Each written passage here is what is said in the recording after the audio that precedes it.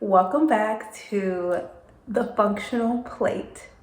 I'm Sakina, your eco-friendly hostess with the mostest and a nutrition-trained guide, helping you to use real food to support your body. So in this episode, we are going to make a really simple fruit compote that you can use as a substitute for things like jelly or jam, which are very high in sugar and low on nutrients. So what I want to do is just make a healthier substitution for jelly. The jelly that you would use on peanut butter jelly sandwich, or even a biscuit sandwich, like a breakfast biscuit sandwich, which we're kind of in the process of making. By the time it's gonna take like 3 to 4 months before y'all can actually make a whole biscuit sandwich at the rate that I'm gonna post these videos. But I'm doing each of these recipes separately so that you can use them in any recipe or any form that you want. You don't have to use it to make a biscuit sandwich.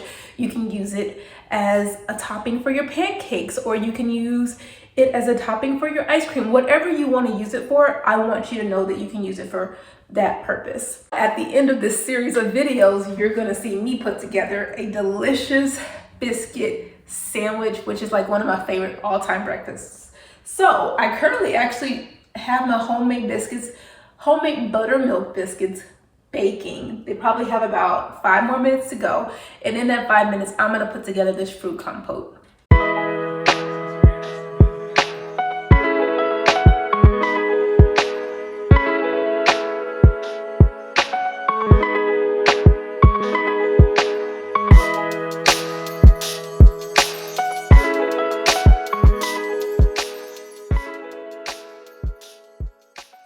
Okay guys, so the fruit compote is very simple. You're gonna need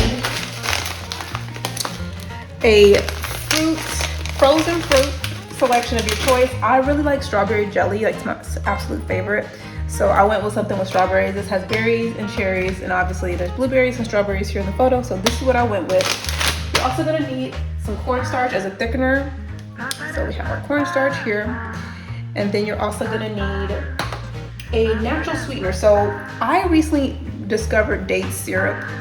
The bottle's upside down because I'm almost out, but it's super sweet and it's 100% dates. They just make it into like a syrup form so you can use it as a sweetener. So this to me is like the ultimate just whole food choice because dates are so full of fiber and good for you nutrients. It is a whole food. It doesn't require for you to put any additional sugar in it. It's very, very sweet on its own.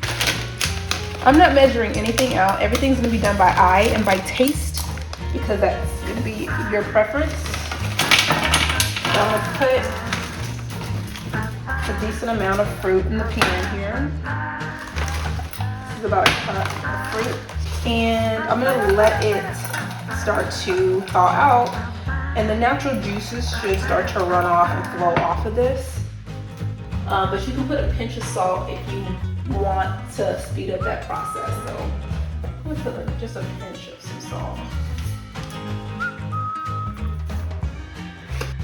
I'm just gonna put a lid on it to help speed the process along. Just keep an eye on it to make sure that the fruit is actually releasing its juices and that the fruit is not sticking to the bottom of the pot. So our fruit is starting to get all the way thawed out. Those strawberries really are a lot thicker than the other fruits in here, so it takes a little while for those to really thaw out so that they can start to reduce. So we basically just want to cook it down until it reduces. It's not very sweet on its own. I'm going to add about a tablespoon of the date syrup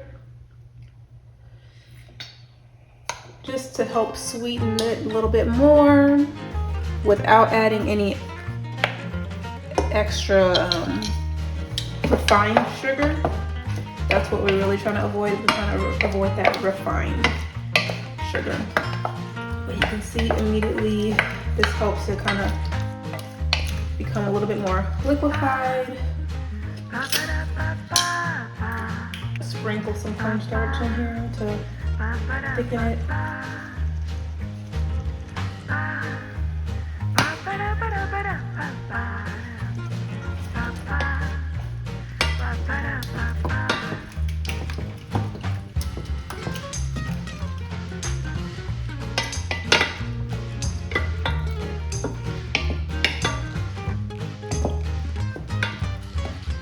don't want any clumps with the cornstarch, so just make sure you stir it very well. And when you sprinkle in the cornstarch, just do a fine sprinkle to avoid clumps.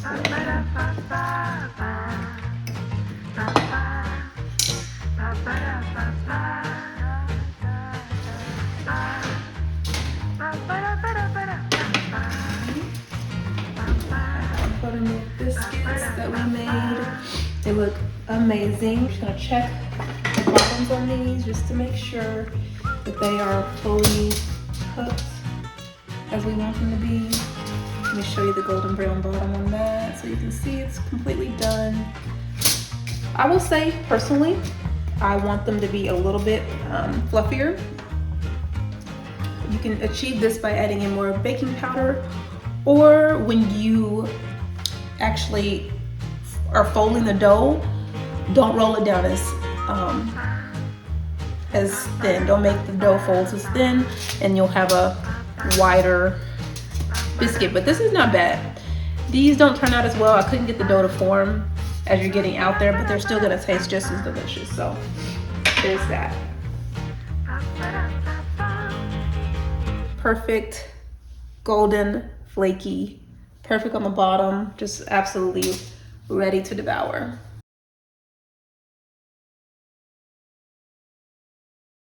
Hope you enjoyed the videos. Be sure to give me a thumbs up if you did, and stay tuned for more from the Functional Plate. Bye.